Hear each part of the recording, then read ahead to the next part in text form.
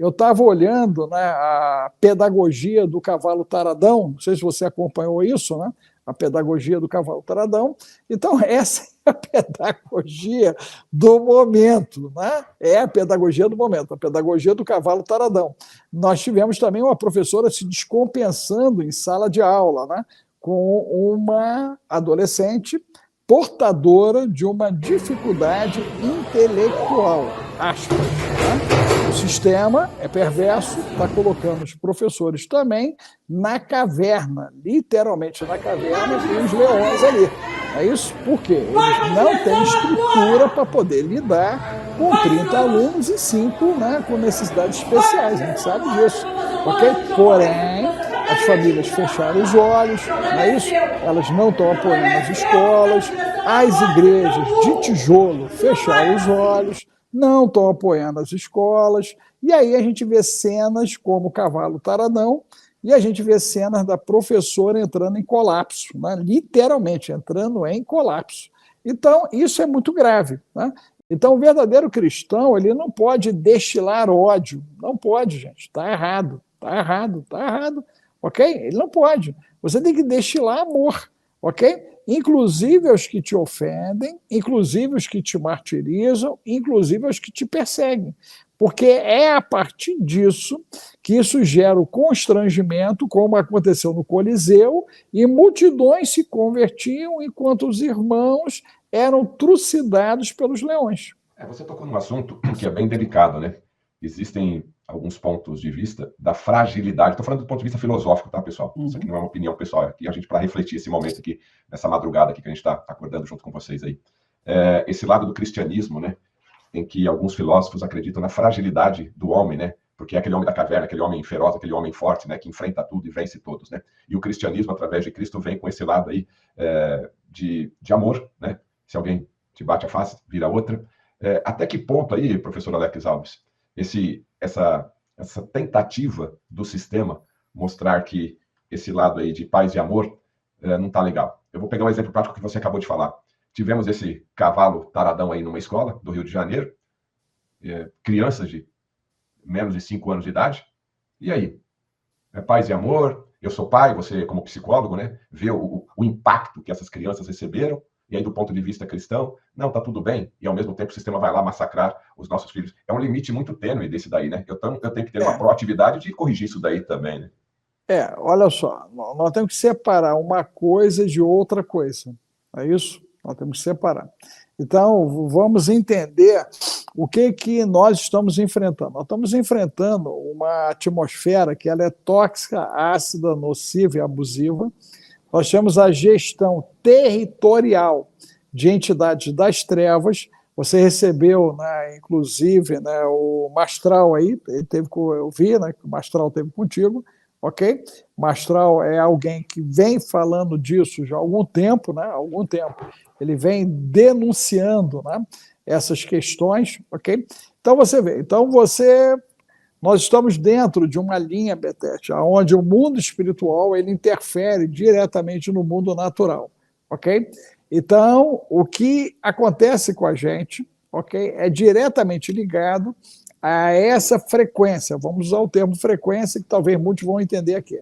Existe uma frequência vibracional que vai interferindo na gente. Então, olha o que aconteceu. No Rio de Janeiro, né, o cavalo taradão fez com que o nosso prefeito viesse a público e dissesse o que normalmente ele não diria, que ele era contrário por causa da dimensão que a coisa tomou e da repulsa que aquilo provocou na sociedade carioca e automaticamente, né, na sociedade brasileira, ok?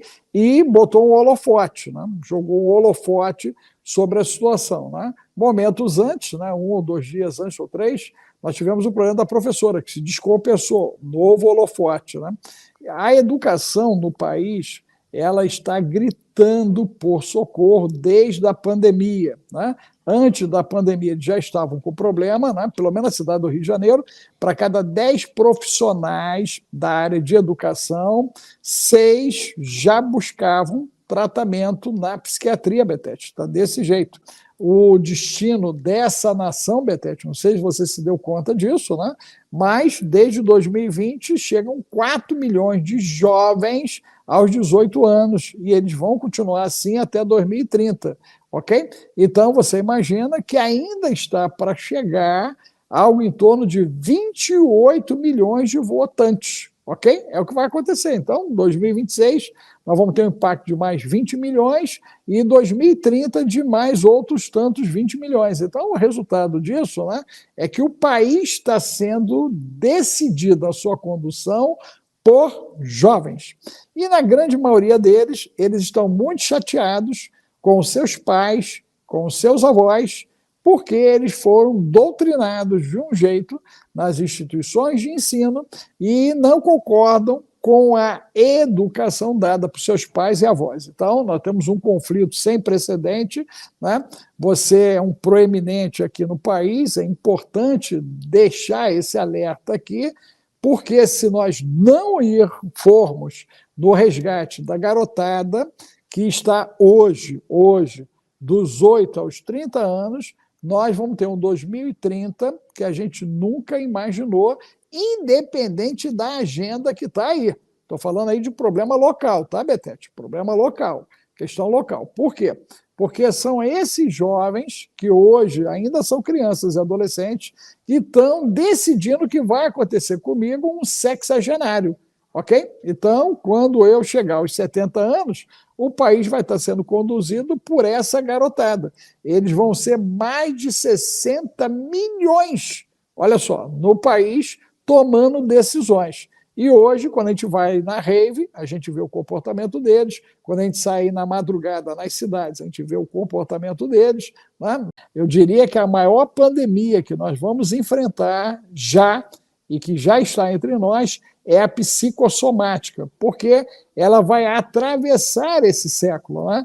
Então, as pessoas estão vazias de si mesmas e estão cheias de conflito. Então, isso é uma combinação mortal. Então, busque atendimento, né? Se você tem alguém assim na sua família, não fique com problema, ok? Busque, né, atendimento, isso é muito importante. Os sinais, né, eles já aparecem, a pessoa vai ficando reclusa, ela vai ficando mais agitada, ela vai tendo rompantes. Então, nós temos que entender que hoje, Betete, quando alguém diz que vai atentar contra a vida, de fato ela vai fazer, né? Eu estou com um caso bem recente a esse respeito, ok? E que subestimaram, né? E naquilo que subestimou, o pior aconteceu. Então, não subestime os sinais. Eu quero deixar isso aqui nesse 1º de setembro, esse alerta geral, o sinal, quando aparecer, que é o bendito do amarelo, você vai lá e busque ajuda. Não tente também intervir, porque se você não tem a técnica, se você não tem o conhecimento, a sua tentativa pode causar mais dano para a pessoa e automaticamente para você, que pode se encher de culpa porque tentou ajudar e acabou piorando o cenário.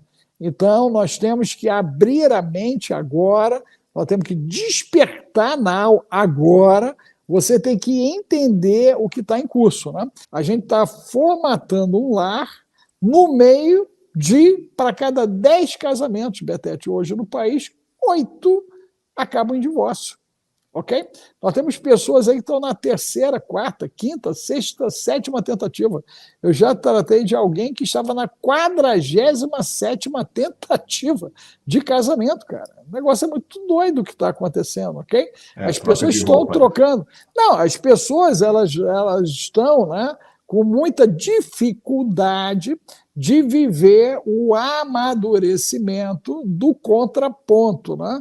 Eu entendo que a gente vai mais longe quando a gente tem um contraponto, quando você tem alguém que vai lá e coloca para você uma versão diferente daquela que você está pensando. Aí você tem a chance de quê? De ampliar o teu pensamento. Do contrário, se eu tenho alguém que só concorda comigo, e daí vem os conflitos, né? Na maioria dos casais, a gente vai iniciar, inclusive, Betete, os encontros de casais, né? Eu fiz isso muito antes da pandemia, pós-pandemia te deu uma paradinha, nós vamos começar a trabalhar casais de novo. Quem sabe os casais betetistas, né? Mas vocês têm que entender que tem que trabalhar a relação, entendeu, Betete? A relação precisa ser trabalhada. E Paulo fala sobre isso.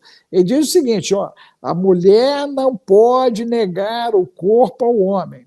O homem não pode negar o corpo à mulher. Cara, isso é grave. Por quê?